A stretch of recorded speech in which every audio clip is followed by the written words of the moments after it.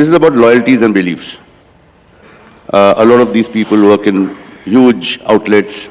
How do you handle loyalties and beliefs? A salesperson should have no loyalty to any product. He has no business, it's the customer's business to be loyal to a product. A salesperson, why should he be loyal to any product? He should sell whatever sells well, right? Are you trying to run a business or are you trying to propagate a philosophy? Most businesses today say that we don't sell a product, we sell philosophies. Like certain soaps are not supposed to be soaps, they are a self-expression of people. I must tell you when you're a salesperson, it is not for you to judge which customer is smart, which customer is stupid, okay? Only you can be smart or stupid. Customer has the right, it's his money, he can choose to buy whatever the hell he wants. It's not your business to judge, oh, this is a stupid customer, this is a smart customer, no. Your smart or stupid is the only question. Customer is the king because it's his money. He can buy whatever the hell he wants, it's nobody's business, it's his money. In today's day and scenario, what is it that service, as you said earlier, it is what the other person thinks of you, not what you think of yourself. What is it that you would like to share with the people out here about the role of service and equate it to the meaning of service in our lives? About this service business, so we need to understand this. In our lives we do many things. When we do many things, we find in certain areas of life, the more opportunity we get to do something, more privileged we feel. In certain other places, we think whatever little we do, we are doing too much. When do we feel that we are doing too much for somebody? When we have no love for them of any kind, our heart is barren, then if I lift a pin for you, I feel I have done too much for you already. Because I've done great service for you, picking this up and giving it to you. But if I have love for you, not as love for you or love for somebody else, simply that, see, we need to understand this. Certain pleasantness of your emotion is love. If you hold yourself in a certain pleasantness of emotion and you're loving, not just to this or that, you're just loving, then you will see you're willing to do as much as you can do. Of course, there are limits to our physical ability to do things, but whatever I can do, I will do. In anybody's life, this is all there is. In our lives, if we do not do what we cannot do, there is no problem.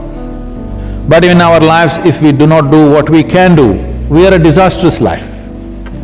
So, first of all, bringing ourselves to a place within ourselves that we ourselves will not be a restriction to our own ability to do things in the world. This is only possible when you have love for everything around you. Love is not about somebody, first of all. Love is the way you are, when you are loving. As you are happy, you can be loving. Pleasantness of the mind may be called joy, pleasantness of the heart may be called love.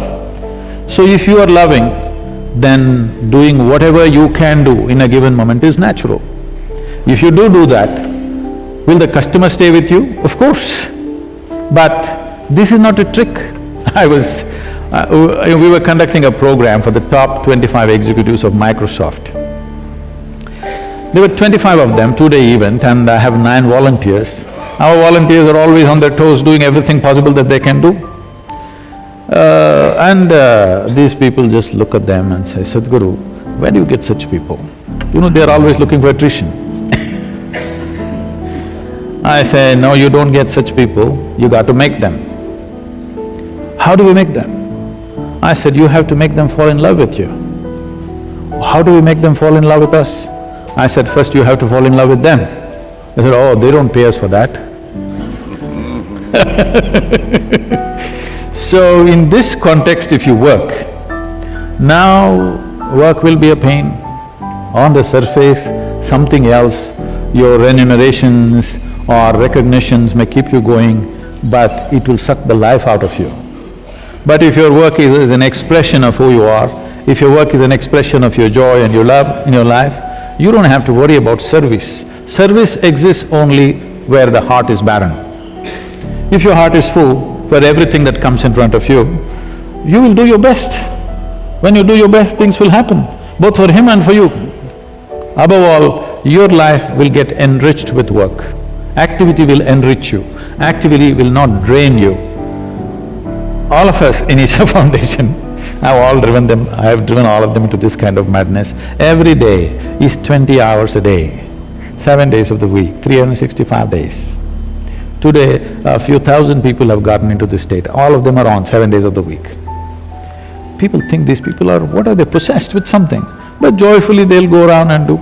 See, it's not even 24 hours since I landed from United States. Already I've finished 2 events and come and I'm traveling to Delhi today evening.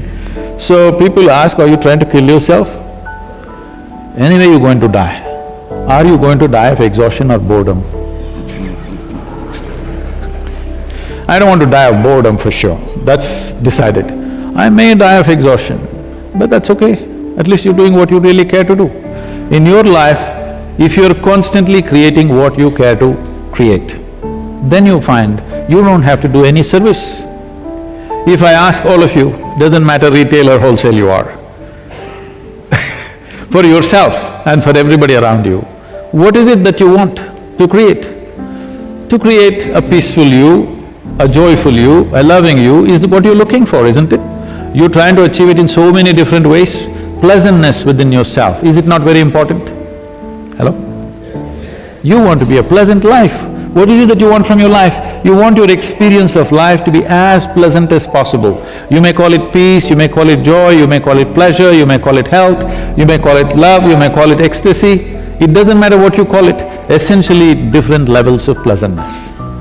If you try to create outside pleasantness, that's called success, if you succeed in having that. Otherwise, pleasantness in your experience of life. If you create this for yourself, that if you sit here, you are 100% pleasant within you. When you are feeling wonderful, if I meet you, any one of you, I'm sure you are a wonderful human being. But when you are feeling nasty, when you're feeling miserable, when you're feeling frustrated, if I meet you, you could be a nasty human being, yes or no? Is this not true for every human being? So instead of doing service and sacrifice and all kinds of terrible things in this life, if you keep this piece of life in a very pleasant condition, you will always be pleasant to everything and everybody around you. There is no effort in this. The only effort you have to do is to figure out within this how to keep this pleasant, little sadhana, to keep this one pleasant. If you keep this pleasant, every act, every thought, every emotion that you generate will naturally be pleasant, yes or no? Yes or no? If I meet you when you're very happy, are you not a wonderful, wonderful human being? Almost 24% of our time, resource and energy has been spent in the prisons, both in India and outside. If you look at this, the history sheets of these people, normally we're working with long-term prisoners, they have done terrible things in their life. I know them very well now. If you let all of them out tomorrow morning, at least 50% of the people will do the same things again. They're not by intention, many of them, by compulsion, they'll do the same things. But when they are with me, they are most wonderful people, okay? They're very exuberant, joyful, highly spirited, wonderful guys because I just keep them happy when they're with me. This is true with every human being. Unfortunately, in this world, we've always been trying to produce good people, which is a serious mistake. Good people have done terrible things on this planet. The more good they think they are, more terrible things they've done to other people. But a joyful person very rarely does anything harmful to somebody else because it doesn't occur to him. He's not trying to be good, he's just feeling wonderful. Naturally, he will do wonderful things to people. We have to invest in producing joyful and sensible human beings on the planet, not good people, because the more good they are, the more they are in conflict with everything else. Please see, where is the conflict? The more good you think you are, the more fighting you are. We don't need good people, we can send them to heaven. But on this planet, we need joyful people, we need sensible people.